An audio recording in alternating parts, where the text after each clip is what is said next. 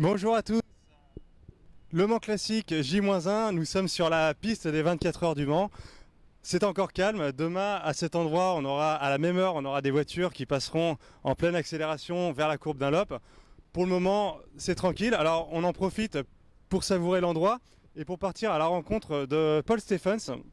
Paul Stephens qui est le préparateur d'une voiture. C'est une première dans l'histoire du Mans Classique. Cette année, on a une voiture, une 911 Le Mans Classique. Et Paul va nous la présenter. Paul, c'est le constructeur de cette voiture. Hi, Paul.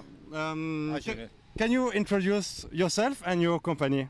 Yeah, my name's Paul Stevens, and my company, Paul Stevens, was started in 1994. We specialise in classic and performance Porsche.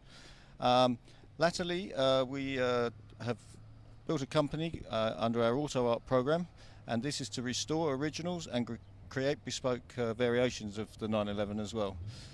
It's fair to say I'm quite obsessive about detail and quality, and I hope this is reflected in some of the products that we offer. Et on a la voiture qui arrive justement sous nos yeux. Alors Paul nous disait qu'il a créé sa compagnie en 1994 et qu'à l'origine c'était une société qui restaurait des Porsche 911 en les restaurant dans leur état d'origine. Et depuis quelques années, il a un peu changé sa façon de faire.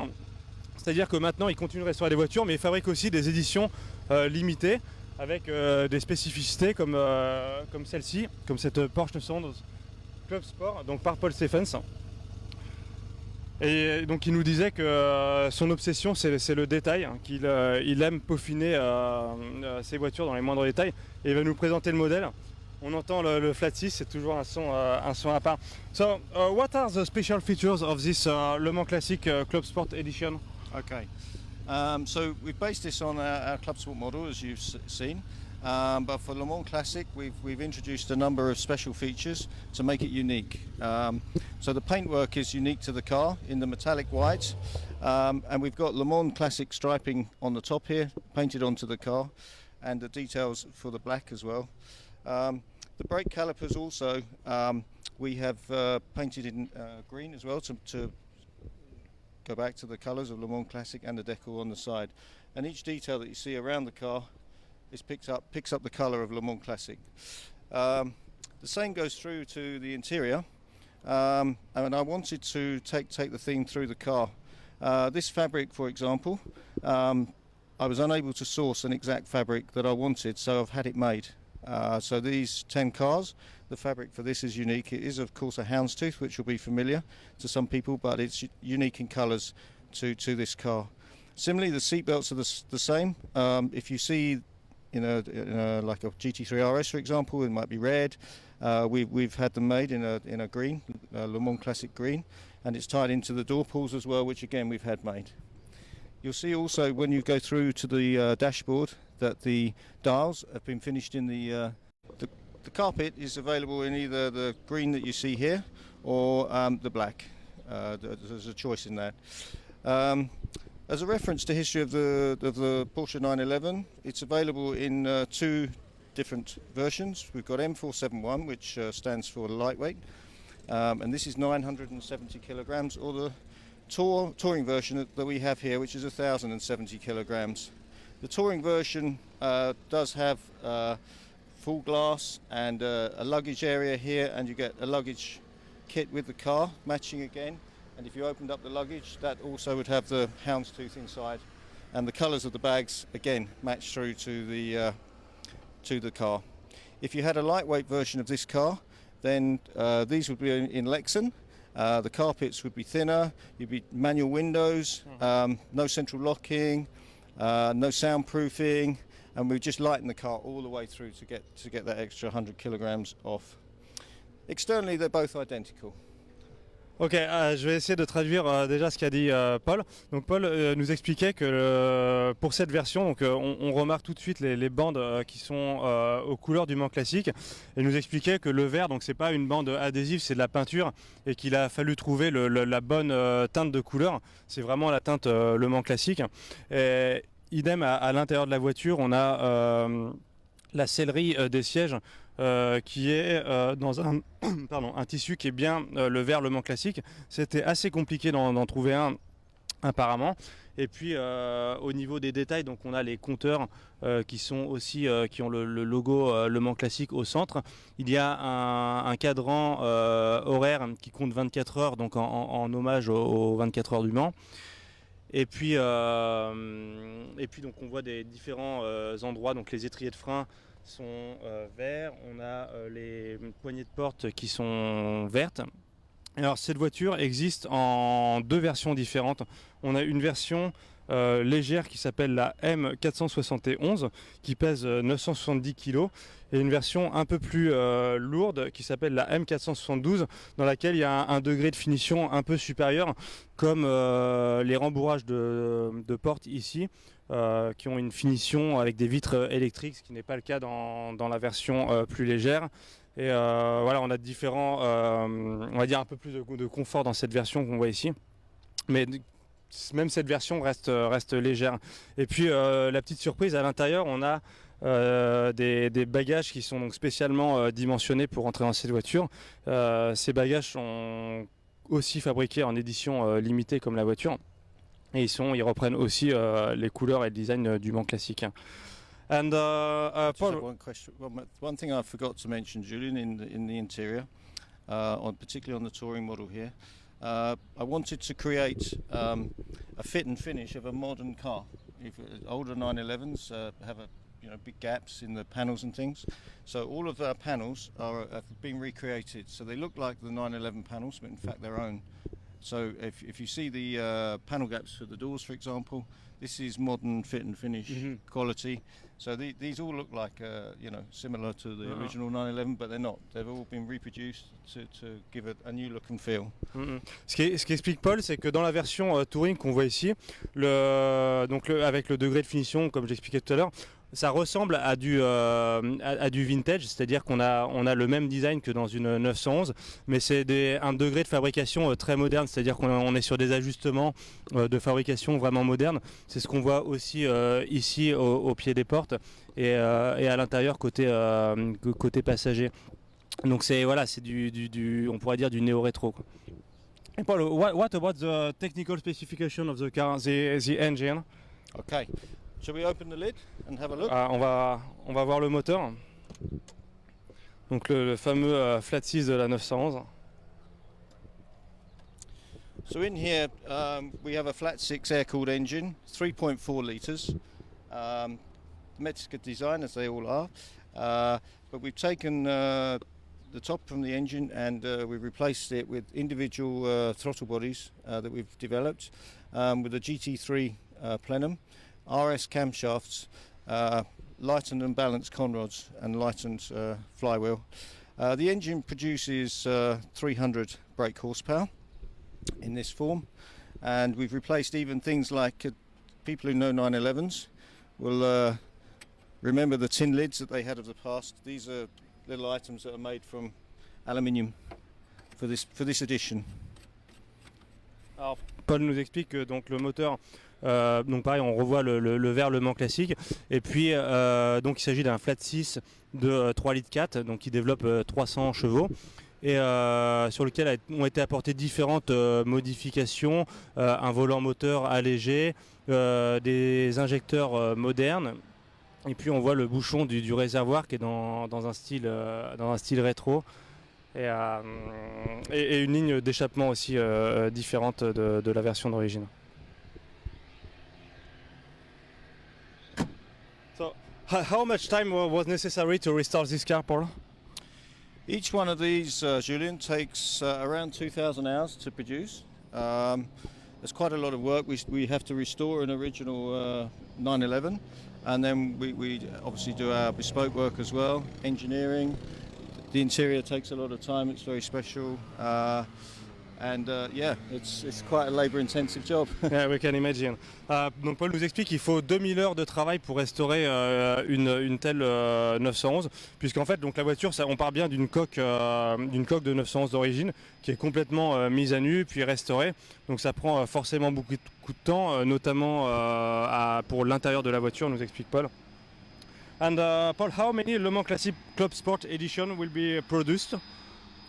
There'll just be 10 of these, Julian. 10 to celebrate 10 years of Classic Le Mans, which is 2020. So although it gets launched today here, the idea is for prospective buyers to take delivery at Le Mans Classic in 2020, maybe on the start line here, and then drive for a lap of the circuit. Donc Paul nous explique que 10 voitures, 10 Club Sport Le Mans Classic édition seront construites. Alors pourquoi 10? Tout simplement parce que dans 2 ans on célébrera la 10e édition du Mans Classic. Donc ça sera, ces 10 voitures d'ici là auront trouvé des propriétaires. Donc on aura 10 voitures en hommage aux 10 éditions du Mans Classic. Donc voilà, rendez-vous dans 2 ans et la voiture est d'ores et déjà disponible. Et elle sera dans le village du Mans Classic ce week-end, donc le public pourra la découvrir et l'admirer. Thank you very much, Paul. Thank you, Julie. And see you in the village during Le Mans Classic. Okay, Yeah? thank you very much. Thank you, bye. Allez, on va rejoindre Grégory Mielou. Grégory qui est donc directeur associé chez Peter Auto. Bonjour Julien. Peter Auto qui est le co-organisateur du Mans Classic avec l'Automobile Club de l'Ouest. Et Grégory, est-ce que si on avait profité pour aller faire un petit tour dans le paddock et dans le village, Ouais, histoire de découvrir un petit peu, on a découvert déjà une magnifique voiture en avant-première, et puis si on peut en profiter pour découvrir un petit peu en avant-première aussi les voitures du village. Bon, comment ça se prépare Grégory, le Mans Classic à J-1? Bah, ça se prépare bien. Alors c'est toujours un événement de cette taille-là, c'est toujours un peu compliqué. Il y a toujours pas mal de choses en préparation et beaucoup de logistique. Et donc c'est pas si simple que ça, mais on se prépare et on sera prêt demain pour recevoir le public. Et pour donner une petite idée justement, en quelques chiffres, combien de spectateurs on attend à peu près ce week-end? Alors pour l'édition 2016, je crois qu'on est arrivé à 123 500 spectateurs, quelque chose comme ça. Là, les tendances sont plutôt bonnes, donc on va a priori dépasser assez nettement ce chiffre. Je ne suis pas sûr qu'on atteigne les 145 000 spectateurs, mais enfin on devrait se situer entre 130 et 140 000, j'imagine. En plus, je crois que la météo est avec vous ce week-end. Oui, pour l'instant les prévisions sont plutôt bonnes, et donc c'est plutôt bon signe. Forcément, ça aide un peu. Alors donc un peu plus de 123 000 spectateurs. D'ailleurs, le Mans Classic, ça existe depuis 2002. Ça a toujours progressé en termes de fréquentation.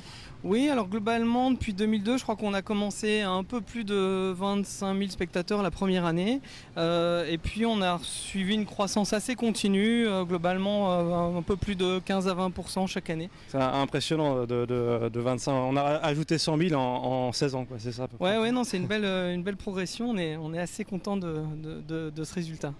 Et sinon, donc, hormis les spectateurs, on a aussi donc, des clubs qui viennent en nombre, des concurrents qui viennent en nombre. Alors sur les clubs, malheureusement, on est un petit peu bloqué depuis quelques années parce qu'on a atteint le chiffre fatidique. On est à peu près à 8000 voitures de clubs et de prestige dans l'enceinte du circuit. Donc là, on arrive sur le plateau 6. Et donc depuis, je crois, 3 éditions, on n'arrive pas à augmenter ce chiffre de 8000 voitures parce que il faudrait faire de la place et le circuit a beau être très grand, et bien on est un peu coincé et un peu à l'étroit. Voilà, c'est pas simple de faire rentrer autant de voitures. Je crois que 1500 c'est déjà pas. Il ne doit pas y avoir beaucoup d'événements au monde qui rassemblent autant de voitures historiques. On a même non, c'est un site qui est magnifique avec un espace qui est gigantesque. On se sert du circuit Bugatti puisqu'on est en cours sur le grand circuit. Donc on a tout le circuit Bugatti qui nous sert à accueillir justement les clubs, les voitures de prestige, les différents villages. Et donc le circuit Bugatti fait, je crois, plus de 4 km. Donc il y a quand même beaucoup de C'est ça, de place. on a du mal à imaginer tant qu'on n'est jamais venu, mais il y a beaucoup d'exposants, beaucoup d'animations à l'intérieur du circuit. Et quand on voit là aujourd'hui l'étendue, on se demande même est-ce que c'est possible de tout voir en un week-end, en une journée? Alors l'idée justement c'est qu'on ne puisse pas tout voir, en tout cas en un week-end. On veut frustrer mais de manière positive les spectateurs, les participants et toutes les personnes qui viennent sur l'événement pour qu'ils aient envie de revenir. Et donc on a des animations forcément pour les fans de voitures, ça on l'a bien compris. Et est-ce qu'il y en a aussi un petit peu pour les gens qui aiment bien les voitures pendant 2-3 heures mais pas que? Alors oui, alors j'ai pas précisé, effectivement, on parlait des 8000 voitures de club, mais juste en course, on doit être autour de 700 voitures maintenant avec tous les plateaux réunis. Donc ça s'adresse effectivement aux fans de voitures, mais pas que, parce qu'on a toute l'histoire de l'automobile qui est représentée, donc toutes les formes, toutes les silhouettes. Donc ça intéresse aussi des gens qui ne connaissent pas du tout l'automobile et qui sont effectivement assez surprises par une telle variété de voitures. Et puis alors au-delà de ça, effectivement, on a beaucoup de choses à voir sur l'événement pour tous les âges, pour les hommes, les femmes, les enfants. On a énormément d'animations, on a plus de 200 exposants qui sont présents avec de l'automobilia, des artistes. C'est ce qu'on appelle automobilia, c'est donc des objets un peu... Des objets qui sont liés à l'automobile, donc peut-être des petites miniatures, voilà, il y a beaucoup de marchands différents. On a de la mode, on a des friperies vintage, on a des barbiers, on a un paddock juste pour les enfants, Little Big Man, dont on vous reparlera un peu plus tard. Et tout ça, une fois entré dans l'enceinte du circuit, on peut circuler librement dans le village et alors en découvrir... fait, on a grosso modo deux catégories d'accès. Ce qu'on appelle l'enceinte générale, qui laisse voir quand même énormément de choses, hein, puisque on va se promener sur l'ensemble du circuit Bugatti et quasiment l'ensemble des villages, donc une grosse partie des exposants. On a le cinéma en plein air avec 2 diffusions sur les 2 nuits du Mans Classique, donc le vendredi, la nuit de vendredi à samedi, la nuit de samedi à dimanche. Et puis donc ça fait une grosse partie du spectacle. L'enceinte générale, on peut aussi accéder au plateau du groupe C qui est vraiment magnifique. On peut accéder au plateau Porsche qui est à côté du PEC, Porsche Experience Center. On peut accéder ensuite au plateau du Global Endurance qui est de l'autre côté. Donc tout ça c'est l'enceinte générale. Et puis il y a une distinction effectivement qui est le paddock. Et donc là, ça demande un supplément. Malheureusement, on est arrivé au maximum aussi de ce qu'on pouvait faire donc, sur le paddock. Plus de place et donc, disponible. il n'y a plus de place disponible. En revanche, en enceinte générale, c'est toujours possible de venir ce week-end sur le circuit et d'acheter sa place sur mais sur l'enceinte générale, vous avez aussi l'accès à la prairie, par exemple. Donc vous verrez aussi les voitures de très près. Il y a énormément de choses à faire avec ce ticket d'entrée. Vous pouvez même aller vous promener à Mulsanne, à Arnage, avec des bus anciens qui vous emmènent. Voilà, avec ce billet-là, ça vous donne l'accès. Et là, en montant, on découvre un petit peu l'ampleur. Tout, mais on découvre un petit peu l'ampleur quand même du site. On imagine qu'il faut beaucoup de monde pour monter tout ça et que tout soit prêt au jour J, c'est-à-dire demain. Alors oui, énormément de monde. En fait, j'ai même du mal à vous dire combien de personnes travaillent sur le site, parce que quand on prend juste les contrôleurs, on doit être aujourd'hui autour de 950 personnes. Les commissaires, c'est 950 personnes. Les contrôleurs, on est au-delà de 600 contrôleurs. Et puis après, il y a tous les prestataires qui travaillent sur l'événement, toute l'organisation. Donc ça fait une grosse organisation à monter, effectivement. Et depuis quand le montage a commencé? Parce qu'on avait les 24 heures du Mans il n'y a pas si longtemps, il y a 3 semaines ici. En fait, le montage, à la sortie des 24 heures du Mans, on commence à démonter les 24 heures du Mans et tout de suite on remonte derrière le Mans Classique, donc ça s'enchaîne, de temps en temps ça se superpose. Donc ça fait pour les premières tentes plus de 2 semaines qu'on a commencé à monter. Et là, tout est prêt, là, je vois encore une voiture moderne à traîner, ça va disparaître d'ici demain, ça. Ça, faut que vous demandiez à la prochaine interview, elle vous dira. Mais effectivement, une fois que l'événement est commencé, on n'a que les voitures en expo, on peut avoir des voitures modernes, mais en exposition, et puis tous les véhicules qui circulent sont des véhicules anciens, en dehors des contraintes qu'on peut avoir avec des camions de traiteurs, et voilà, mais globalement, le jeu est bien tenu par tout le monde, et donc c'est un beau retour dans le passé. Et demain, tout sera prêt. Et demain, on espère que tout sera prêt. Ouais, on a encore que quelques petits détails à caler, mais oui, normalement tout sera prêt. Et une fois que l'événement commence à tout roule, ou est-ce que c'est encore beaucoup de... Alors, ce qui est compliqué sur cet événement, c'est que c'est une succession de courses, et donc c'est pas comme un événement qu'on lance avec un départ et puis une arrivée. Là, il y a 6 plateaux qui courent. On va avoir 18 courses en 24 heures, sans compter bien entendu les essais essais qui ont lieu demain. Et donc c'est une succession de courses, et donc qui dit succession de courses dit des procédures sans cesse renouvelées, et donc un énorme travail également en direction de course. Et la direction de course, qui a bien l'habitude des 24 heures du Mans, nous dit régulièrement qu'effectivement l'événement est assez compliqué par cette succession de C'est ce que nous expliquait Patrick Morisseau hier. Voilà. Ah bah, merci beaucoup Grégory, on vous souhaite un bon courage. Merci, J'ai Julien. l'impression que la soirée va être longue. Ça va être un peu long, ouais, effectivement. Merci. soirée. Allez, on va rejoindre Isabelle. On va rejoindre Isabelle Lebon. Bonjour Isabelle. Bonjour Julien. Alors Isabelle, donc nous sommes ici à l'entrée du Welcome et je crois que votre rôle est un peu différent de celui de Grégory et je pense que la journée était longue pour vous aussi. Bah oui, on a commencé hier après-midi. En fait, on reçoit les pilotes et c'est leur premier stop, je dirais, administratif.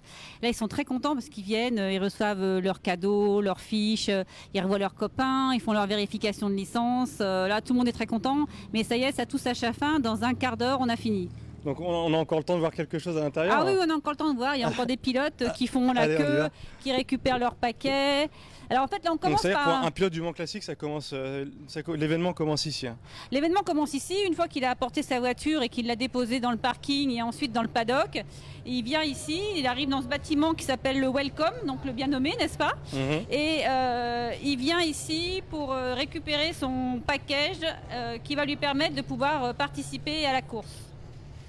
Donc, Alors, qu'est-ce qu'on trouve dans ce fameux package? En fait, voilà, ils arrivent ici vers notre équipe d'hôtesses qui reçoivent les Bonjour, concurrents et mademoiselle. qui leur donnent des paquets. Et que dans les paquets, il y a différentes choses. Il y a notamment le précieux sésame qui sont les stickers de course.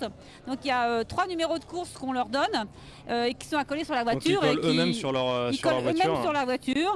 On leur donne après différents documents, comme par exemple ce document qui sert à aller, qui en fait c'est un peu la photo de la voiture avec les différents pilotes qui vont courir.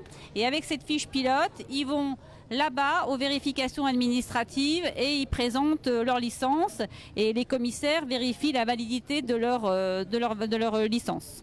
D'accord, on va aller voir ensuite Pascal Jamois qui va nous expliquer tout ça en détail. Et donc le fameux numéro de course, c'est quelque chose c'est un numéro que vous avez défini ou c'est eux qui le choisissent avant de... En fait, il y a un peu différents cas de figure. Vous avez des gens qui ont un numéro fétiche.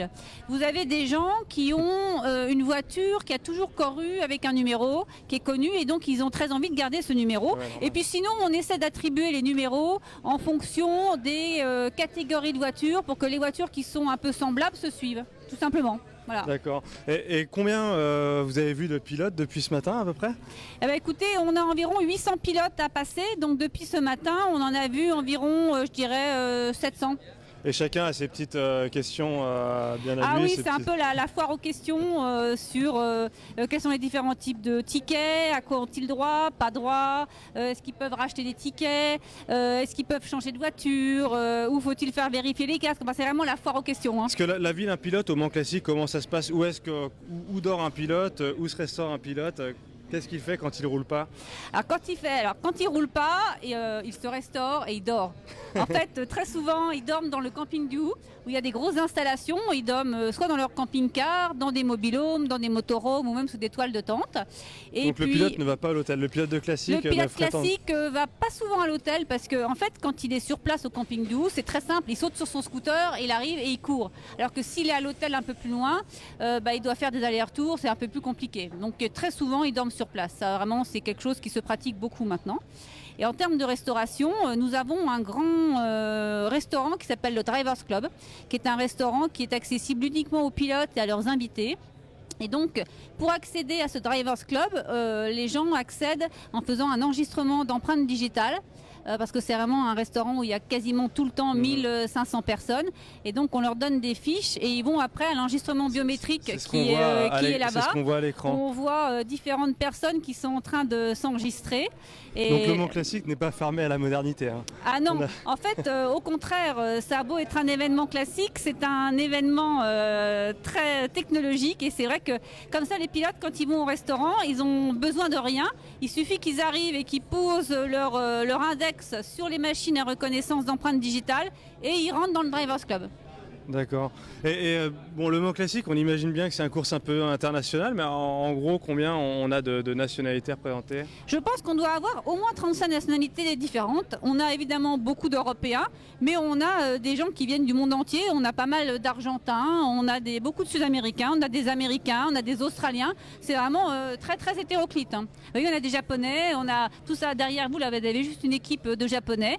Ils sont là depuis ce matin. Ils sont très contents, ils prennent leur temps, ils demandent des explications et ils sont ravis d'être là et ils viennent tous les 2 ans. Wow. Et vous arrivez à vous faire comprendre de tout le monde? Oui, c'est vrai que c'est une journée où on fait un peu de gymnastique plastique parce que c'est vrai qu'on passe de l'anglais à l'allemand, à l'espagnol, au français. Ça permet de parler plusieurs langues dans la même journée. Ah bon.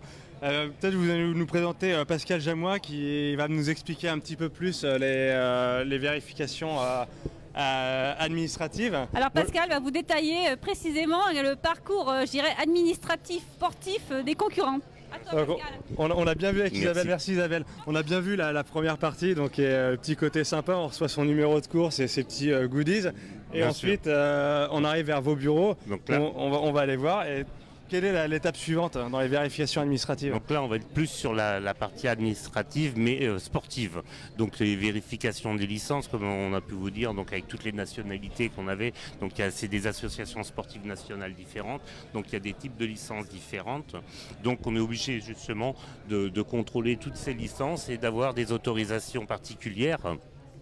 Suivant les pays, avec les pays d'Amérique du Sud ou les pays d'Afrique du Sud ou d'Asie, où ils doivent nous fournir en plus de leur licence des autorisations pour participer à ce genre d'événement international. Donc on a toute une panoplie de personnages qui font partie de la CO, qui sont des contrôleurs justement. Et là, une fois que le contrôle va être effectué de la licence... Donc là, je vois déjà, je vous coupe, je vois déjà plateau 1, plateau 2, plateau 3, c'est organisé, on va pas n'importe où. Voilà, donc on répartit, comme on vous a dit tout à l'heure, donc pratiquement 800 pilotes. Ouais. Donc on est obligé de répartir par catégorie pour éviter une trop grosse file d'attente. Donc c'est réparti par plateau. Plus ensuite on a les Jaguars, on a Porsche et puis donc chaque concurrence va si on peut dire dans sa file et est répertorié par rapport à un document qui est fourni par l'organisateur où nous on classifie, on répertorie les numéros de licence et ainsi de suite pour que justement on puisse retrouver facilement. Et la dernière étape, c'est qu'on fournit un bracelet aux pilotes. C'est ce qu'on voit sur les bureaux. Sur les tables. Donc ils auront chaque pilote aura un bracelet de manière à pouvoir accéder à la après-grille pour pouvoir rentrer sur la piste. C'est-à-dire que pas de bracelet, le pilote arrive avec sa voiture, il n'entre pas en piste. Hein. Voilà, pas d'accès. D'accord. Donc une fois qu'on aura identifié tous les pilotes avec leur autorisation, ensuite il faudra identifier les voitures par rapport à leur temps qu'ils vont faire. Donc les concurrents, les pilotes vont à la partie transpondeur. D'accord. À la partie transpondeur où là justement on va leur fournir un exemplaire pour le fixer sur la voiture. Donc le transpondeur, un petit rappel Pascal, le transpondeur, voilà. la fonction de ce petit boîtier. Voilà, lorsqu'il va passer sur la boucle de chronométrage, ça va se déclencher à chaque passage, ça permettra d'avoir un chrono, un temps de référence. Moi je croyais que dans l'historique on était au chronomètre sur la ligne. On a bien évolué, heureusement. Là comme vous pouvez le voir, donc une fois que tout ça c'est fait, ils ont accès à un briefing. Chaque pilote, ils vont passer dans la salle d'à côté à un briefing. Là on voit une session de briefing qui sort. J'ai l'impression que ça se termine. Voilà. Hein. C'est des briefings qui sont faits toutes les 30 minutes environ. On va même pouvoir les voir dans la salle si vous voulez. Comme ça vous donnera une idée. Donc les briefings sont faits toutes les 30 minutes par les directeurs de course à peu près. Hein. Donc tout dépend du nombre de questions et de l'affluence bien sûr. Donc là, vous voyez, c'est grosse affluence sur ce briefing-là. Ouais, c'est impressionnant. Donc tous les pilotes passent par ce briefing. Voilà. Donc derrière nous, il y a un petit peu la foule parce que c'est une table d'émargement justement où ils doivent signer pour bien valider qu'ils ont participé. Ici. Et qu'est-ce qu'on, sans rentrer dans tous les détails, qu'est-ce qu'on raconte dans ce briefing? Tout ce qui est en matière de sécurité, lorsqu'on va déployer des drapeaux autour de la piste, s'il y a des incidents un peu plus importants où on est obligé de neutraliser des portions de piste, ce ne sont pas des pilotes professionnels pour la plupart, donc il faut bien leur expliquer. Quand ils vont rencontrer divers panneaux, divers drapeaux, la bonne conduite à tenir pour que ce soit dans le respect de la légalité et de la sécurité, surtout pour tout le monde, eux comme pour les commissaires. Le briefing se fait en anglais? Anglais et français. Anglais et français. Anglais et français, oui, mais bon, une majorité d'anglais, parce que bon, la population ce week-end est majoritairement, parle l'anglais pratiquement pour tout le monde, donc c'est majoritairement l'anglais. Et on n'a pas parlé des équipements de sécurité, donc dans l'historique c'est les casques en cuir et... Non, non, tout ça, ça a été révolu, il y a des homologations maintenant qui sont obligatoires. Donc lorsqu'ils vont présenter leur véhicule, on fera en même temps la vérification donc, du casque, de la combinaison, des gants, tout l'équipement. Donc ça se fait pas ici, hein, ça se fait avec le véhicule, voilà, avec le véhicule donc dans les paddocks, qu'on a découvert tout à l'heure. Voilà. D'accord, et une fois que l'équipement est validé, c'est comme le principe du bracelet. Pareil, il y aura pour le casque un petit sticker, donc quand ils passeront pour aller rejoindre la piste avec l'équipement, il y aura le sticker qui prouve que ça a bien été validé et qu'ils peuvent prendre part à leur session sans problème, en toute sécurité avec le matériel. Et le hand c'est obligatoire aussi en historique Pour tout le monde, pas pour toutes les catégories, mais certaines catégories, ouais. Et puis par rapport à la sécurité, certains le favorisent aussi. D'accord. Voilà. Et pour vous Pascal, c'est fini là, ce soir, le week-end est terminé, vous allez profiter de... Non, du tout. Il y a encore beaucoup de retardataires qui passeront que demain matin. Là, on finit ce soir vers 19h, mais qui seront là que demain matin parce que des occupations professionnelles font que... Il y en a qui arrivent au dernier moment. Et puis moi ensuite, donc, je vais rejoindre l'équipe de direction de course. Donc on est 5, il y a un directeur d'épreuve et 4 directeurs de course. Et on va se relayer tout le week-end jusqu'à dimanche. Donc un week-end bien chargé. Donc un gros week-end. Voilà. Bon, Pascal, on va vous laisser travailler encore. Merci. J'ai l'impression qu'on a encore un petit peu de monde. Voilà. Merci beaucoup et puis bon courage pour la suite du week-end. Merci Pascal. Allez, on va continuer notre promenade. On va ressortir dehors et puis on va aller faire un petit tour dans le village à la découverte des différentes expositions visibles tout le week-end par les spectateurs. J'en profite pour dire que cet endroit, une fois que les vérifications techniques seront terminées, le welcome donc, va être complètement réaménagé et servira de lieu d'accueil donc pour les packages privilèges.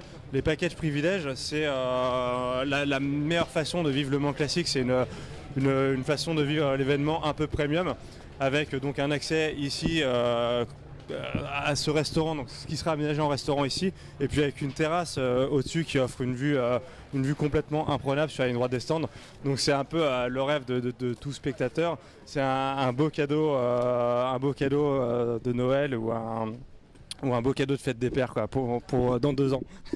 Allez, on va continuer notre promenade, on va rejoindre Jean-Marc Fierin et Solène. Ah, Solène. Allez, micro. Alors Solène, on continue avec Bonjour à tous. Bonjour Solène, on continue avec les équipes de Peter Auto. Donc toi Solène, tu es dans le pôle compétition. Habituellement, je crois que sur les événements Peter Auto, tu t'occupes de grands pilotes avec des grosses voitures. Et là, ce week-end, c'est un petit peu différent, non ? Absolument, c'est différent. Ce week-end, je vais m'occuper du paddock Little Big Mans, qui est un paddock du coup dédié aux plus petits. Donc ce sont de petits pilotes qui prendront le volant samedi pour une parade. Après voilà, donc c'est différent de ce qu'on peut avoir l'habitude de faire à l'année sur la saison Peter Auto. Mais voilà, ça reste tout aussi important. Il ne faut pas oublier que c'est des petits pilotes, mais que ce sont peut-être de futurs grands pilotes. Et quel âge ils ont ? Alors on a des enfants qui ont entre 7 et 12 ans. D'accord. Et ils viennent avec leur propre voiture ? Ah, pas tous. Certains oui, certains viennent avec leur propre voiture. Mais on propose aussi des voitures à la location qui nous sont prêtées par exemple par la CO, mais aussi par des passionnés comme Marc Talon ou Educar. Et voilà, tout le monde n'a pas forcément sa petite voiture. Et donc pour que tout le monde puisse en profiter, on essaie de proposer des petites voitures à la location. Et ça nous en fait combien en tout en piste samedi ? En tout, cette année, pour cette édition, on aura environ 90 voitures et donc une centaine d'enfants. En gros, c'est le plus gros plateau du Mans Classique finalement, le Little Big Mans. Et le plus important. Et donc, bon, j'imagine que ça plaît bien aux garçons, parce qu'il y a quand même quelques filles qui participent. Ouais, il y a quelques filles. Il ne faut pas croire que le sport automobile n'est réservé qu'aux garçons. On a quand même une vingtaine de filles qui seront pilotes ou copilotes. Donc c'est voilà, c'est quelque chose qui plaît aussi aux filles. Et comment ça va se passer alors concrètement samedi? Ils vont rouler sur la vraie piste Non, des alors 24 heures du Mans? pas tout à fait. Donc ça reste des petits pilotes. Donc on va leur mettre à disposition un plus petit circuit. Donc le circuit Bugatti. En fait, ils partiront du paddock Little Big Mans. Et ils rejoindront la pré-grille. Une fois en pré-grille, on les installera en fait, on les mettra en épi, donc juste Comme à devant les l'époque, tribunes, comme à l'époque. Et ils auront un départ triplement, comme à l'époque. Et donc ils feront le tour du Bugatti avant de retourner au paddock. Et donc le départ de la parade se fera a priori vers 15h, 15h44, 15h45. D'accord. Et à part ça, qu'est-ce qu'ils vont faire le reste du week-end? Le reste du week-end, du coup, ils ont un paddock qui leur est complètement dédié, donc où leurs petites voitures seront parquées. Et dans ce paddock-là, ils ont une tente hospitalité dans laquelle ils pourront déjeuner, Comme les grands en fait. goûter. C'est tout comme les grands. Et ils ont en plus de ça la chance d'avoir des animations, un mini-circuit électrique, des jeux, des baby-foot et même des ateliers Mako-moulage. On a des personnes de Mako-moulage qui viennent pour faire des petits ateliers. Enfin, tout un tas de programme. choses hyper sympas. Et toi qui as l'habitude de t'occuper de pilotes chevronnés, adultes, c'est pas trop fatigant de s'occuper des enfants ce week-end? Bah, très honnêtement, non, je trouve que c'est même un peu plus tranquille parce qu'ils sont quand même vachement plus disciplinés que les grands. Ah ben, on va aller justement, merci beaucoup Solène. Bah, merci à tous Et et puis- n'hésitez pas à venir voir le paddock Little Big Mans. Ouais, avoir un paddock de plus à visiter ce week-end. Et justement, alors on va en profiter pour aller voir Adam et son papa, Jean-Marc Fierin. Bonjour Adam. Bonjour. Alors bon, ta voiture est prête pour demain? Oui. Et tu l'as déjà essayée? Oui, Et toi, t'as quel âge? 7 ans. 7 ans. Et à conduire, c'est pas trop difficile? Oui. Non. Non. C'est pas difficile. T'as combien de pédales dans la voiture? 2. 2. Et celle de droite, elle sert à quoi? À accélérer. Et celle de gauche? À freiner. Donc c'est bon. Et tu sais la démarrer tout seul? Oui. Tu nous montres ou pas? Oui. Allez. Bon, alors Jean-Marc, bonjour Jean-Marc, cette voiture, c'est vous qui l'avez... on s'est rencontrés ce matin et vous m'expliquez que c'est vous qui l'avez entièrement fabriqué vous-même, c'est ça, hein? Oui, c'est parti d'une idée de départ qui était de... J'ai récupéré la coque en fait chez un ami qui l'avait depuis 15 ans, était sous la poussière. Et l'idée c'était de lui faire une caisse à savon, hein, si on peut dire comme ça. Et après, j'ai découvert Little Big Mans. Et là, quand j'ai vu Little Big Mans, j'ai carrément craqué. Et j'ai dit là, non, il faut que je fasse une belle auto et qu'il soit admissible sur le Mans. Et voilà, on est parti sur ça. Et donc comment le process pour fabriquer cette voiture, vous êtes parti de quoi? De la coque uniquement, et après c'est un châssis tubulaire. Si vous voulez, je peux vous montrer la partie mécanique. Ah bah oui, on veut bien. Et donc elle est animée par un moteur 125 cm3, 4 temps, comme on l'entend bien. Et Elle fait un vrai bruit de... 3 vitesses avant et une vitesse arrière. Voilà. Et bon, comme c'est une voiture ludique pour enfants, elle a clé de contact, elle a un tableau de bord sympa, des éclairages qui fonctionnent depuis ce matin. Et voilà quoi. Ouais, donc, c'est ce que vous me disiez, vous l'avez fini tout juste c'est dans tout les juste, temps. tout juste, bah, bien forcément. Ouais. Donc je vais vous montrer un peu la mécanique. Allez, on veut bien voir, je vous tiens le micro. Donc là, vous avez développé un ingénieux système Ouais, pour... en fait, c'est le déverrouillage de la roue de secours qui permet de débloquer la coque. Hop, on baisse la tête.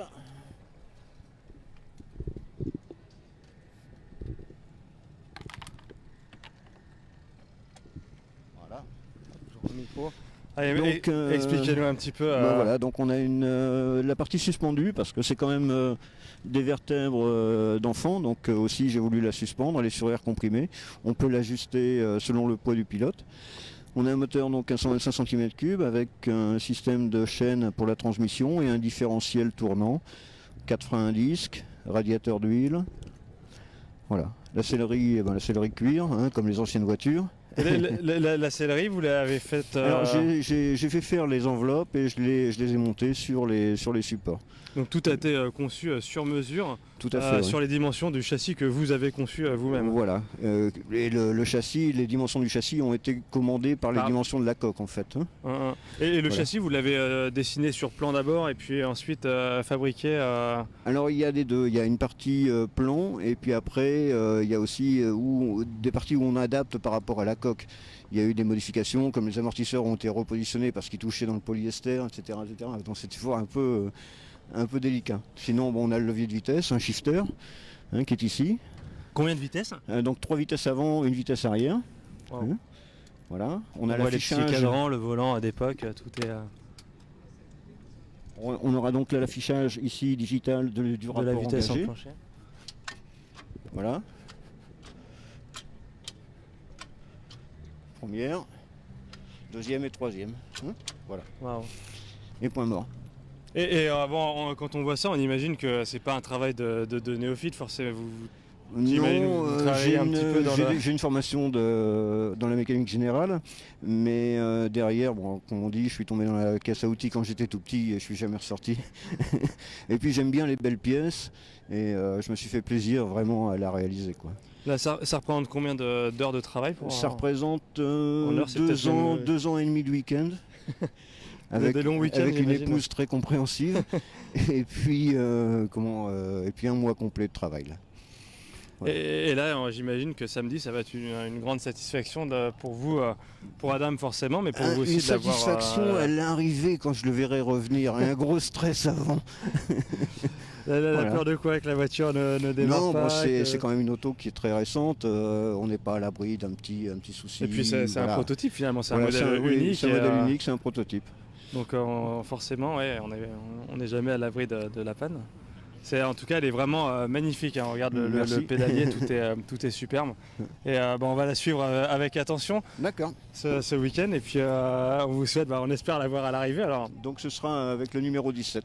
avec le numéro 17, on peut continuer. On peut continuer. Et même Adam peut remonter dans la voiture et puis faire un petit tour du village. Et puis on va vous suivre. Ça va nous permettre de visiter un peu le village du Mans Classique. Hein. Bon Adam, tu vas doucement. Hein. Ici, on n'est pas sur le circuit. Hein.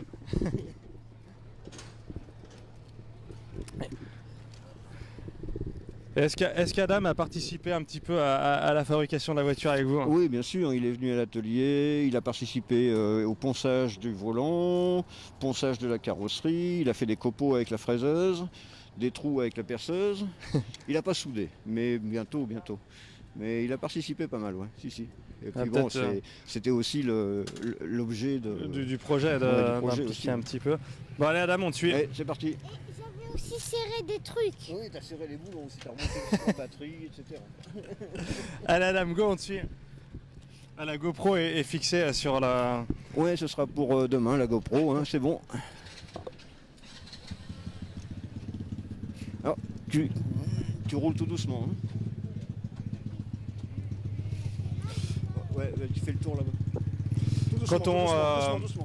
Quand on regarde la voiture, Jean-Marc, on voit qu'elle elle est moderne, elle est conçue de façon moderne, mais on voit aussi qu'il y a une vraie idée de respecter un peu la notion historique de la voiture. J'ai vu un peu les amortisseurs à lame à l'avant. Voilà, à l'avant c'est visible, donc j'ai gardé les lames. C'est toujours un compromis entre effectivement la voiture d'enfant ludique et le respect de l'origine. Donc à l'avant on a les lames et les amortisseurs à friction, et à l'arrière comme c'est caché sous la coque, on est un peu plus moderne, quoi. On est vraiment sur une voiture unique, il n'y en aura pas deux comme la vôtre au départ. Non, je ne suis pas prêt à en faire une deuxième. Il y a d'autres projets en cours, il y aura sûrement pour dans 2 ans une Cobra ou peut-être une Ferrari. Donc on vous arrête plus maintenant. Non, là je suis parti maintenant. Et Adam, il rentre, vous avez encore de la marge, des réglages pour qu'il puisse encore tenir dans quelques années. Justement, c'est l'objet de la Cobra derrière, parce que quand j'ai commencé la voiture, j'avais beaucoup de réserves au niveau du réglage du pédalier, mais il grandit tellement vite que maintenant on va devenir limite. À mon avis, dans 1 an, c'est trop petit. Donc il faut en faire une autre.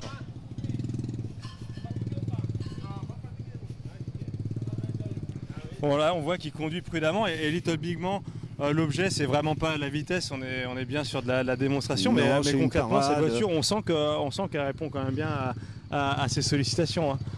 Ouais, en fait c'est une parade et en plus l'objet c'est de faire un souvenir énorme. À 7 ans rouler en Bugatti sur le circuit Bugatti, ça doit laisser des bons souvenirs. Ouais, ça va, Adam est quelqu'un de calme, Je vois. il maîtrise très bien, maintenant il maîtrise bien l'accélérateur, le filet de gaz, etc. C'est bien.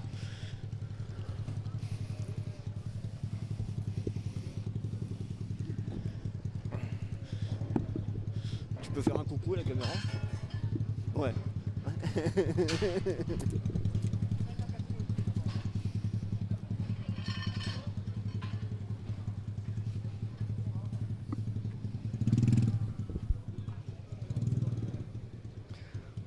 Ouais, et l'autonomie de la voiture, vous avez un On a réservoir. un réservoir de 2 litres, donc ça devrait permettre de faire une centaine de kilomètres, quoi. Donc on n'est pas limité. On voit que Adam est en combinaison de pilote, Ouais, c'est la combinaison qui est fournie avec l'engagement du Little Big Man. c'est la combinaison oui. officielle. Ouais, la combinaison officielle. Et bon, elle est sympa, elle est vintage, on est bien dans le style, on est bien dans l'esprit, quoi. Il a l'air de se régaler, il a l'air parfaitement la concentration d'un vrai pilote de course, hein. Alors on va continuer. Ouais, tu peux continuer? On va vous laisser Jean-Marc et puis nous on va continuer notre chemin dans le village, on va partir un petit peu à la découverte. Merci beaucoup à vous et puis les spectateurs du Mont Classique auront c'est sûr un œil un peu différent sur votre voiture maintenant qu'on la connaît un petit peu mieux. Voilà, merci beaucoup. Et Merci, à Jean-Marc. samedi alors sur Et à samedi sur la grille de départ. Au revoir. Alors on va continuer de se promener, on va remonter vers le Le Mans Heritage Club. Alors le Le Mans Heritage Club, c'est une exposition éphémère au sein du village des 24 heures du Mans, dans lequel on retrouve 24 châssis, 24 voitures ayant participé aux 24 heures du Mans. Donc c'est-à-dire que c'est vraiment des modèles authentiques avec les numéros de châssis authentiques de voitures prestigieuses qui ont participé aux 24 heures du Mans. Donc c'est un club un peu fermé. Et puis c'est un concours donc avec un jury qui va élire un ou plusieurs modèles qui remportera le trophée du Le Mans Heritage Club. Alors on devait rencontrer Christophe Pound pour nous parler un peu de ce plateau.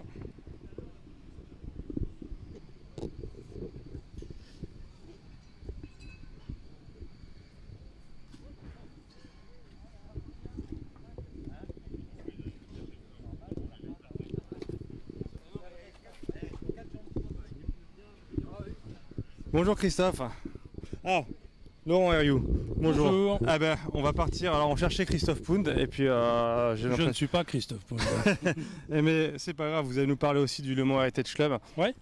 Bon bah, on va commencer par vous présenter un peu. Laurent, vous êtes le directeur de la générale de la FFVE, c'est ça, hein? Voilà, la Fédération française des véhicules d'époque. Donc nous, c'est tout ce qui est auto, moto, utilitaire, militaire, agricole, pas d'avion, pas de bateau. En revanche, il faut que ça ait 30 ans pour être considéré par l'administration comme véhicule dit de collection. Alors, en préparant un peu l'interview, j'ai été sur le site de la FFVE et j'ai vu une info qui m'a scotché. C'est que le premier club automobile historique date de 1935, le club des Teuf Teuf. Absolument, et c'est notre adhérent numéro 1, le club des Teuf Teuf, qui porte bien son nom.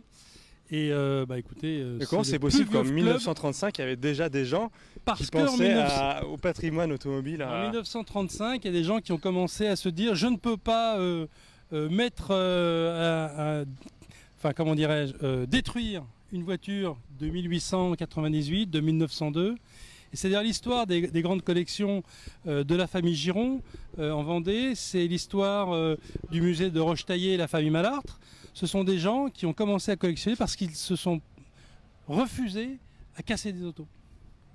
Et aujourd'hui, donc c'était les premiers, et maintenant on a des tas de clubs en France qui. Voilà.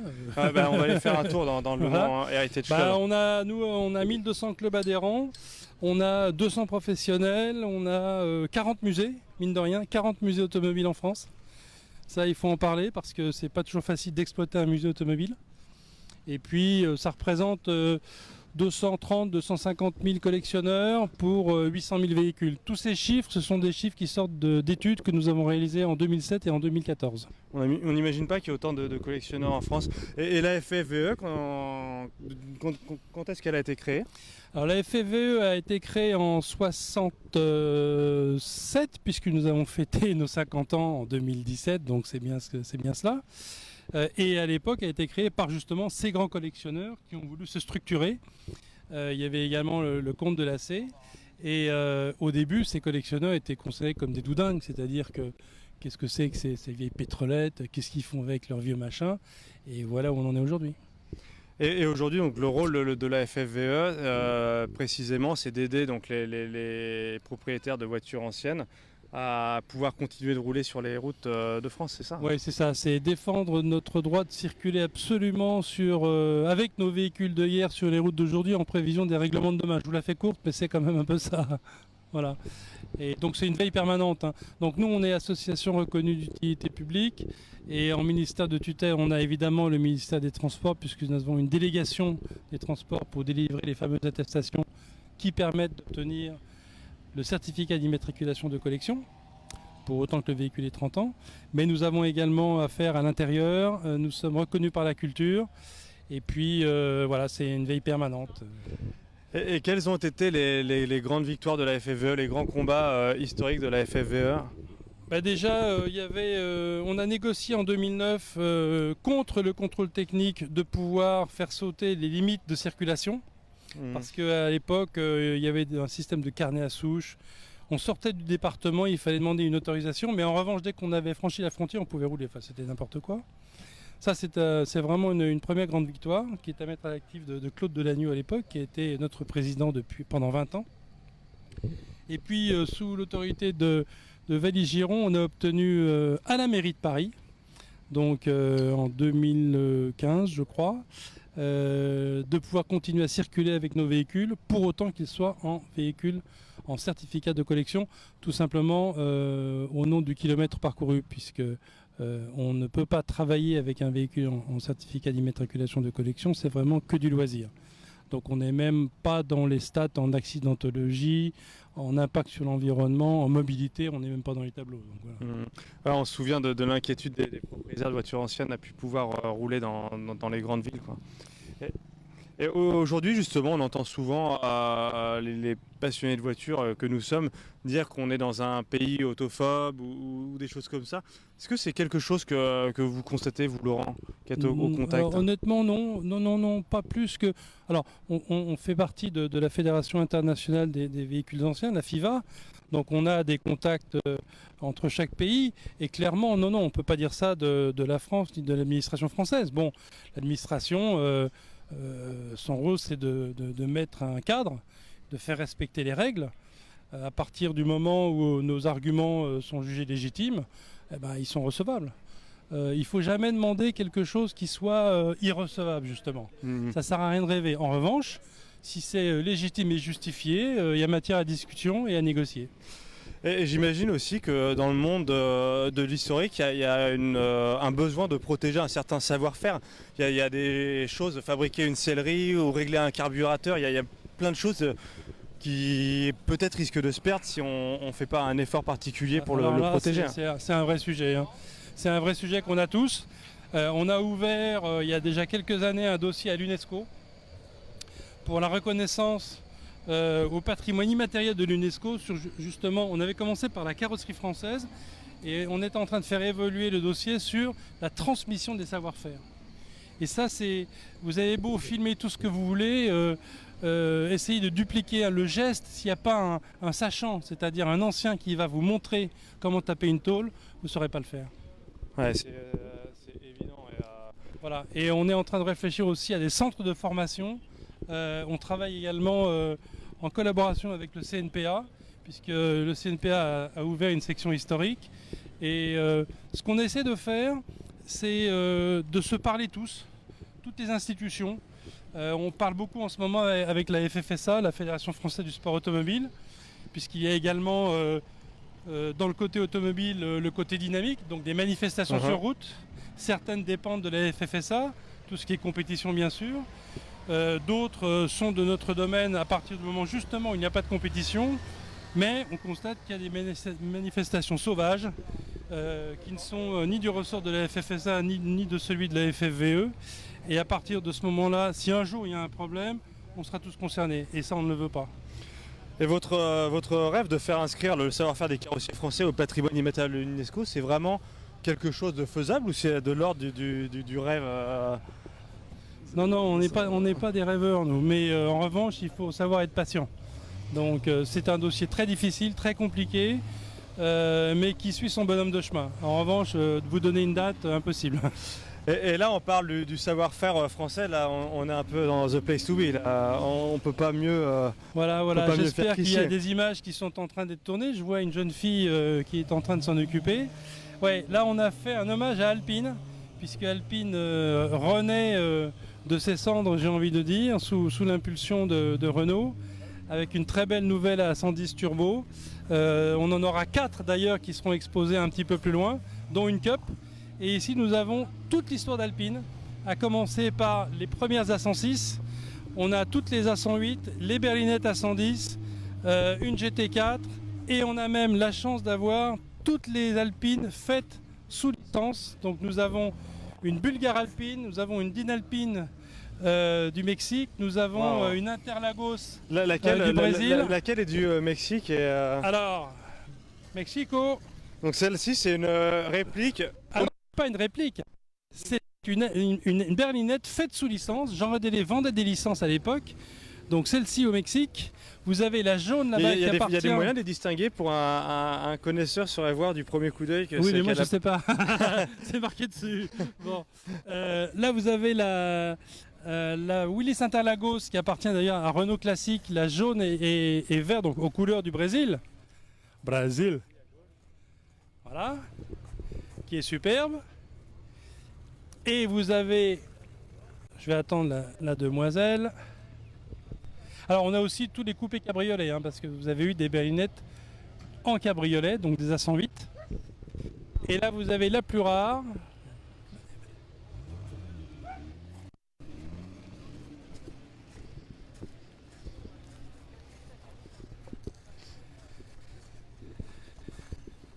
Voilà. Une Bulgare Alpine. Une Bulgare Alpine. A priori, on n'en connaît qu'une en Europe. Enfin, voilà. Et on l'a, elle appartient à un collectionneur belge. Donc les spectateurs du Mans Classique pourront la voir, hein, on est bien d'accord. On est bien d'accord, elles sont là jusqu'à dimanche, elles ne bougent pas.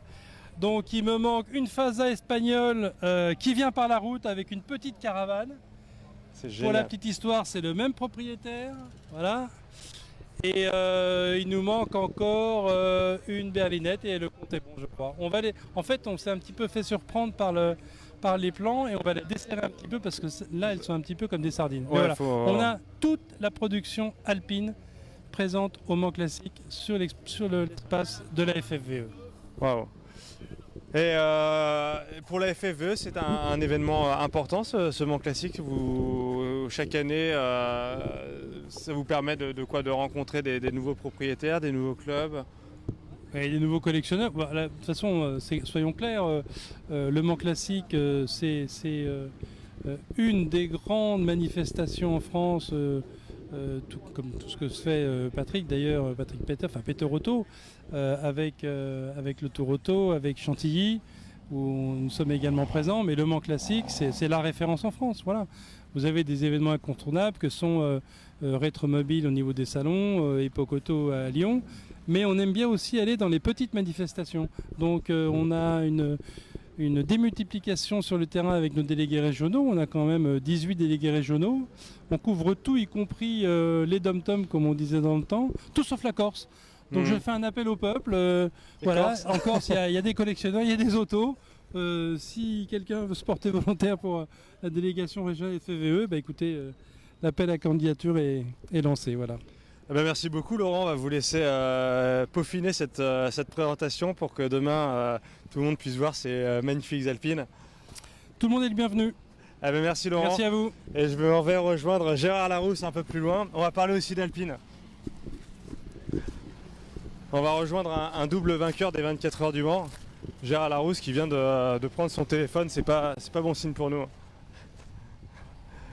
Donc là on passe d'une expo alpine ici à une exposition de Porsche et puis on va laisser Gérard terminer son coup de téléphone et puis regarder un petit peu cette expo Porsche donc, qui sera à découvrir demain. Donc là on est toujours au cœur du village.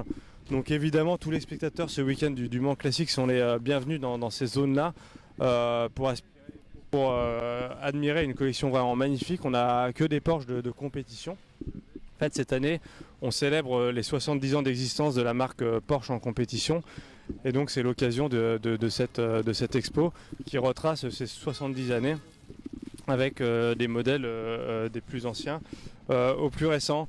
Bonjour Gérard. Gérard Larousse, ça fait plaisir de vous retrouver ici. Alors, cette année, au Mans Classique, on fête 2 anniversaires et vous êtes un peu concerné par les deux. On fête les 70 ans de Porsche et les 40 ans de la victoire d'Alpine aux 24 heures du Mans. Alors, par quoi on commence? On va rester sur Alpine, on était là-bas avec Laurent Herriou de la FFVE qui nous présentait les Alpines. Vous avez conduit sur Alpine ici aux 24 heures du Mans, vous avez même débuté je crois aux 24 heures du Mans sur Alpine. J'ai débuté, mais j'ai conduit surtout 2 ans en rallye avec Alpine. Et c'est 2 ans de très bons souvenirs parce que la berlinette était une super auto. Et là, je viens de voir qu'il y a des voitures très anciennes, dont une que je suis en train de regarder, là qui à mon avis, date de, je sais pas, je dirais 60, même peut-être avant 60. Et c'était la voiture dont je rêvais toutes les nuits quand j'avais l'âge à cette époque. et vous vous souvenez de votre première participation aux 24 heures du Mans en 67 ici sur Alpine à 210? Bien sûr, j'ai participé avec Patrick d'abord parce que Depailler. J'aimais Patrick Depailler, oui, j'aimais beaucoup Patrick qui était un pistard et moi j'étais un rallyman. Et pourtant on a fait très bon ménage, on a mené la course tambour battant et on était en tête à l'indice de performance de très loin avec cette voiture. Malheureusement, le moteur a lâché au petit matin. Donc c'est un peu un regret, mais on a fait une belle course. Et surtout, l'Alpine était sympa parce que c'était une 1000 cm3. Il fallait se garer un peu quand les Ford GT40 nous doublaient. Vous voulez derrière. Mais bon, c'était une voiture très agréable. En 68, l'année suivante, vous aviez une Alpine un peu plus puissante, une 3 litres, une à 223 litres. Et c'est une voiture qui me fascine parce que je la trouve magnifique. Et je me demande toujours pourquoi elle n'a pas mieux marché que ça en endurance, cette voiture. Très franchement, c'est pas une voiture dont je garde un très bon souvenir parce qu'elle m'a fait très peur. Elle a fait peur à d'autres pilotes aussi, notamment à Henri Grand-Cyr, notamment à Mauro Bianchi, qui tous les deux ont eu des accidents graves. Je crois que Patrick Depailler aussi. Voilà, c'était une voiture qui était pas aboutie sur le plan aérodynamique. À ce moment-là, on était dans les débuts de comprendre comment marche la déportance sur une voiture de course. Et on n'avait pas tout compris. Voilà. Donc la voiture était très très très légère dans la ligne droite et l'avant ne touchait pratiquement pas le sol. Donc c'était très compliqué à conduire. On parle d'aérodynamique là justement, mais l'année suivante, en 69, vous étiez sur une Porsche avec des volets mobiles et on était en plein dans les délires aérodynamiques de l'époque. L'année suivante, effectivement, Porsche est arrivé avec une voiture plus élaborée, mais avec des ailerons arrière qui étaient branchés sur les barres stabilisatrices de la voiture.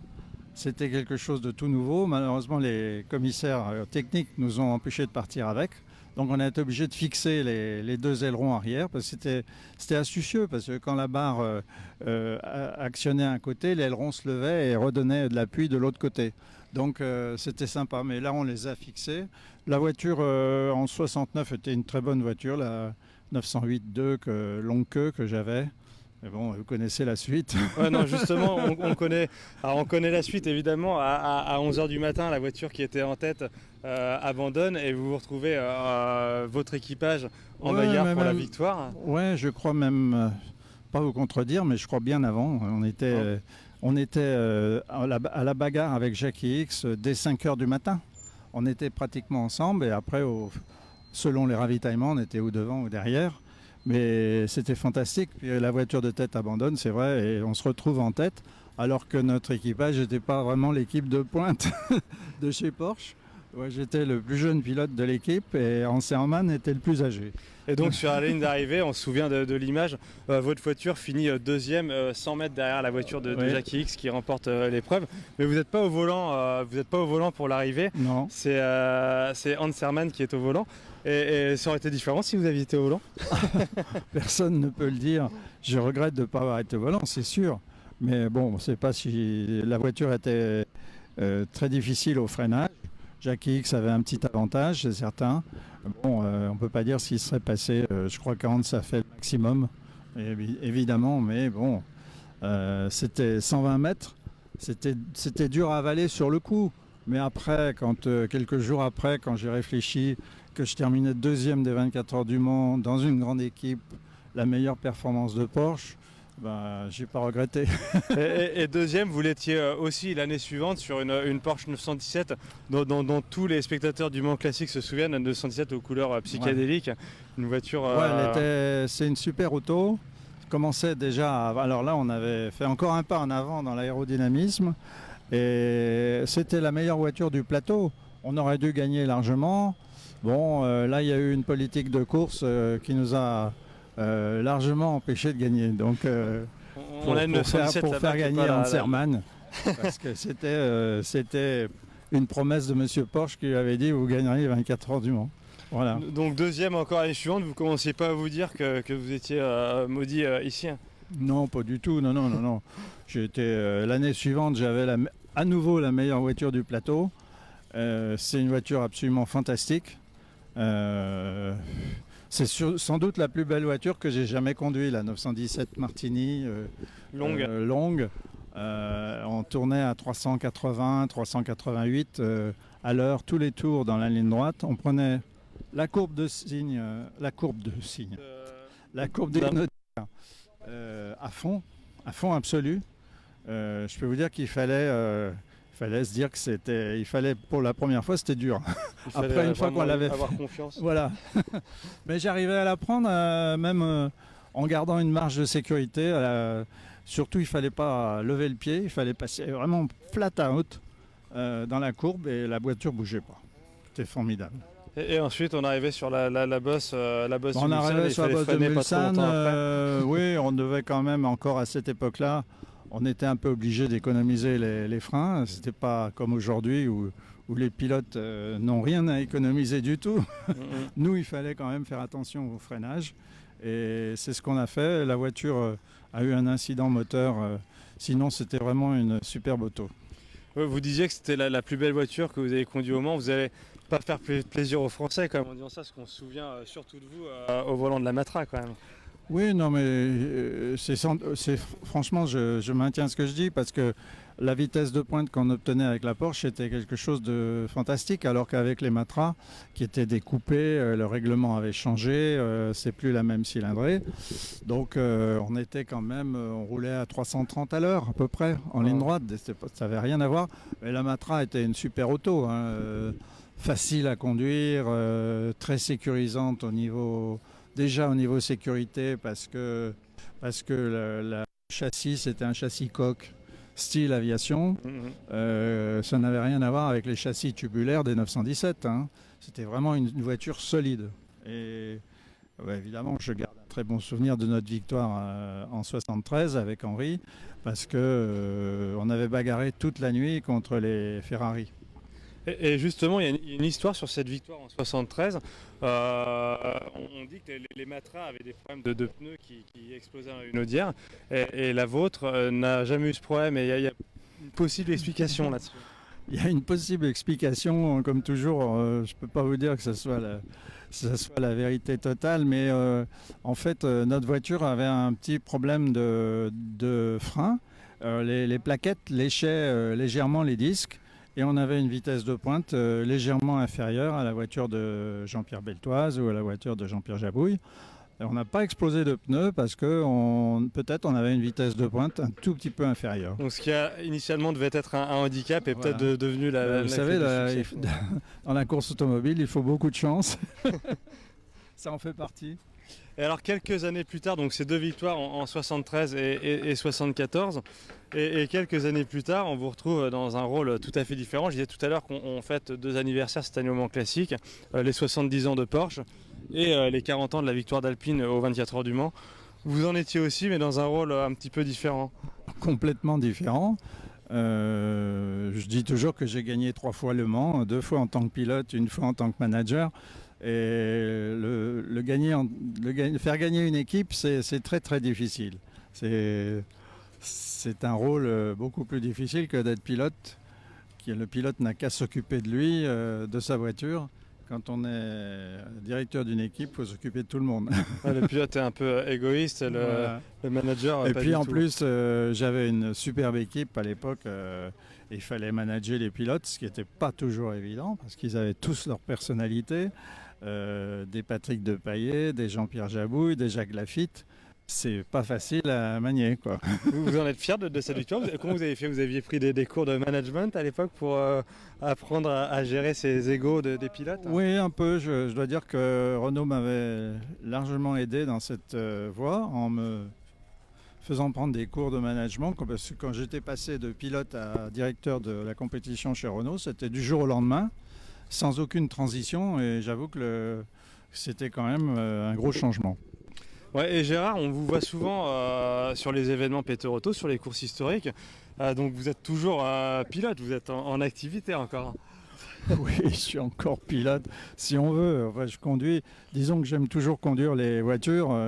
Je conduis plus du tout comme avant. Je conduis comme je peux, mais ça m'amuse encore beaucoup de conduire une bonne voiture. Et là, je suis vraiment ravi de faire ce circuit avec la 911 que j'avais au Tour de France 1970.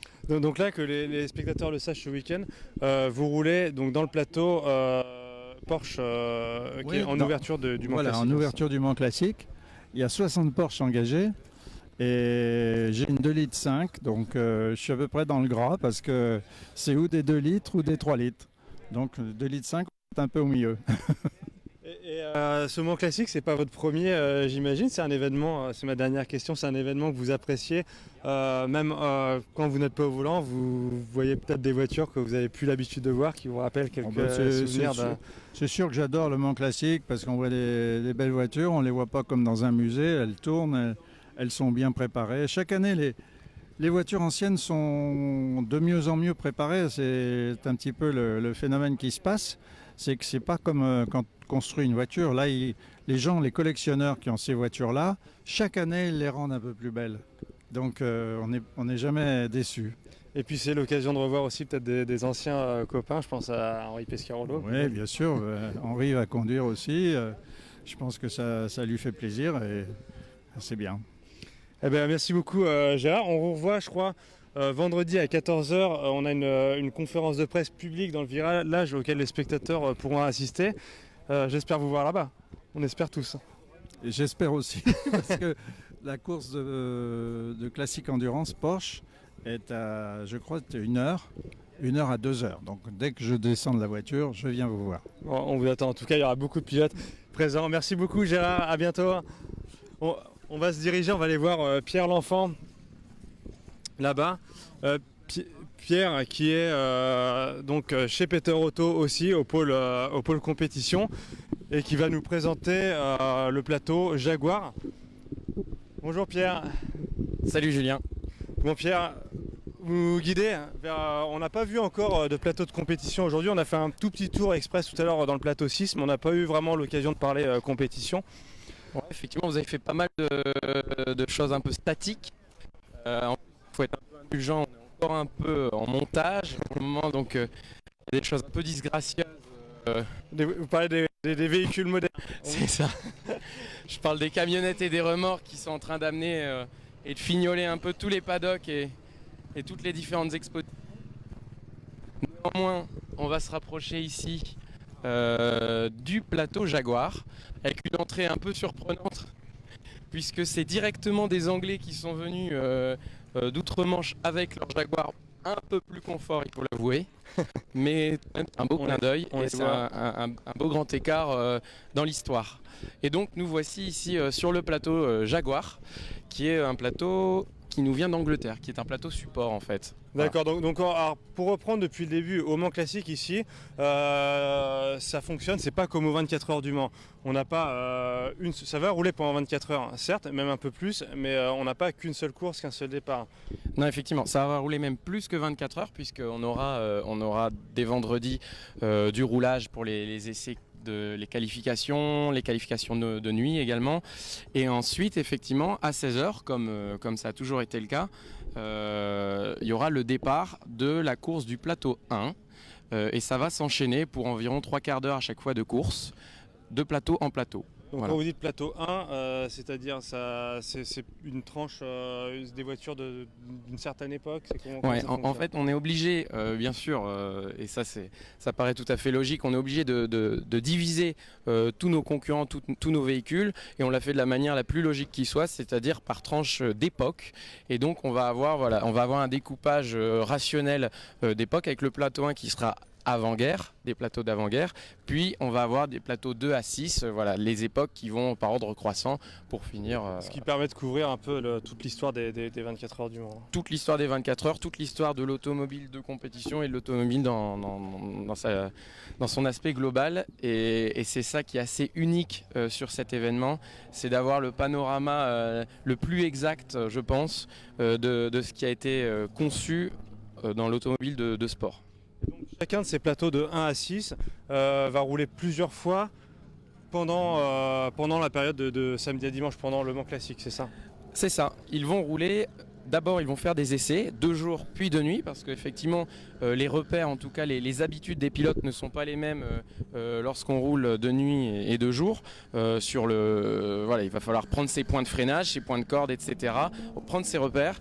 Et après ces essais de nuit, il y aura ensuite, viendra le temps de course, et donc ce sera 3 courses qui vont se succéder pour chaque plateau. Donc le plateau 1 va faire une course en début de journée, de nuit, et le lendemain, le dimanche, 3e course. D'accord. Et donc là, ce plateau Jaguar, c'est un peu différent puisque lui ne roule pas de jour et de nuit, ne roule pas à plusieurs reprises de la même façon, c'est ça hein? Ouais, c'est exactement ça. Là, c'est un plateau, ce qu'on appelle un plateau support, c'est-à-dire que même en les faisant rouler autant de fois nos plateaux réguliers, donc de 1 à 6, on a encore un peu de temps de piste, et donc on s'est dit on va inviter des plateaux à se joindre à la fête, et c'est le cas donc de ce plateau Jaguar. Ça va être également le cas de notre groupe C qu'on a déjà vu sur tous nos meetings, et enfin le plateau Porsche Classic Race Le Mans qui est situé au Porsche Experience Center et qui est un plateau qui est là aussi pour célébrer les 70 ans de la marque. D'accord, et la plupart de ces voitures viennent d'Angleterre alors aujourd'hui? Oui, c'est le HSCC, le Historic Sports Car Club, qui organise ça. Et c'est un organisateur anglais. Donc on a une majorité d'anglais qui sont ici, mais on a aussi quelques autres Européens qui sont venus se joindre à la fête. Donc on voit que c'est quand même une majorité de Jaguar. Ce qui est assez intéressant ici, on peut peut-être le voir là-bas, c'est qu'on est sur, pour tous ces modèles qui semblent pourtant bien différents, on est sur un moteur qui est sensiblement le même, hein, qui est ce fameux bloc XK, qui est peut-être un des moteurs les plus connus de l'histoire de l'automobile. Ce moteur donc, qui était à l'époque expérimental, hein, X pour expérimental, et K, c'était le 11e net de l'alphabet, c'était le 11e essai de moteur qu'ils expérimentaient, sur lequel ils se sont arrêtés. Donc voilà, les ingénieurs vont jamais bien loin pour trouver des noms de code. Donc ce moteur expérimental 11e essai était le bon, était le concluant, et donc le moteur XK était né. Donc c'est un gros bloc, comme on peut le voir, 6 cylindres, donc qui prend une place assez conséquente. C'est un très beau bloc, je trouve. Ici, il est accompagné de carburateurs italiens plus modernes, en tout cas, qui sont venus agrémenter les moteurs par la suite au sein des teams, mais déjà à l'époque. Hein. Et c'est un bloc qu'on va retrouver ici dans tous les différents modèles. Donc là, on est en train de filmer une type E, hein, un des modèles les plus réputés, en tout cas les plus courus dans l'automobile, dans l'automobile de collection actuelle et dans le sport auto historique actuel. Mais on va retrouver aussi des choses un peu plus exotiques, en tout cas un peu plus rares. En tout cas sur nos plateaux, c'est les XK120. Donc c'est un peu la porte d'entrée de Jaguar en compétition, la XK120 qu'on va retrouver ici, toujours avec ce moteur 3 litres 8. Bon là on le voit pas, il est fermé. Et on va également, cette XK120 va faire ses débuts ici au 24 heures du Mans dans les fin années 50, en 48 il me semble. Ça va plaire à la firme Jaguar, ça va plaire à Lyons, le directeur, et il va vraiment vouloir montrer que ces voitures ont un vrai potentiel et sont prêtes et ont un vrai caractère sportif. Et du coup, ils vont s'entraîner, ils vont créer un modèle un peu plus. Alors, on va essayer de la dévêtir. De toute façon, il fait un peu trop chaud pour rester sous les draps. Donc, on va essayer de voir un petit peu. Je pense que là, je reconnais une face avant, de type C. Donc la type C, en fait, c'est la XK120C. C'était un prototype qui a été conçu spécialement pour la course, pour les 24 heures du Mans. Et ça a été plutôt réussi puisqu'elle va gagner en 51 et en 53 les 24 heures du Mans. Donc ça va pour Jaguar, c'est un succès, c'est un franc succès. Je crois d'ailleurs que c'est sur cette voiture qu'ont été inventés les freins à disque en 53. Exactement. C'est sur ce modèle-là qu'on va faire les premiers essais sur la base de type C, et c'est sur la type D. Alors une type D, il me semble, il va falloir un petit peu marcher. J'en ai cherché. Ah, il y en a une en face. J'en vois une là-bas. Sur la que va se concrétiser la route de frein à disque, va abandonner les tambours. Et là, ça va être une réelle révolution, une réelle avancée.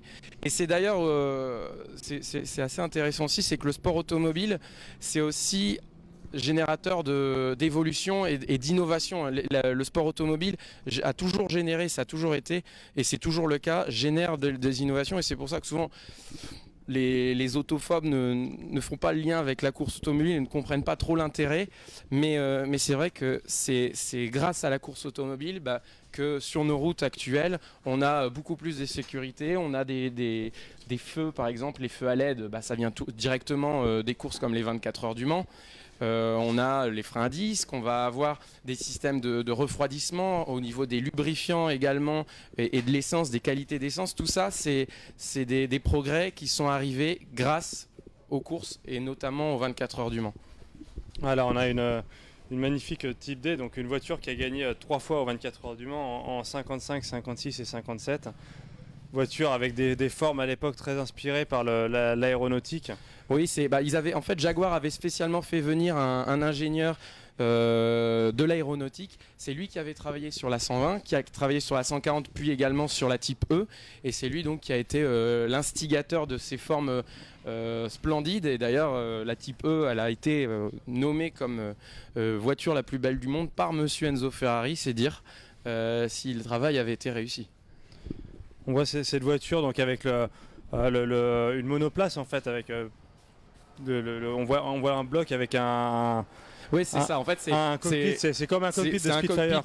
C'est un cockpit, donc c'est une monoplace ici en configuration avec cet aileron arrière long derrière dans le profilage du pilote. Et c'était vraiment une configuration faite pour les 24 heures du Mans.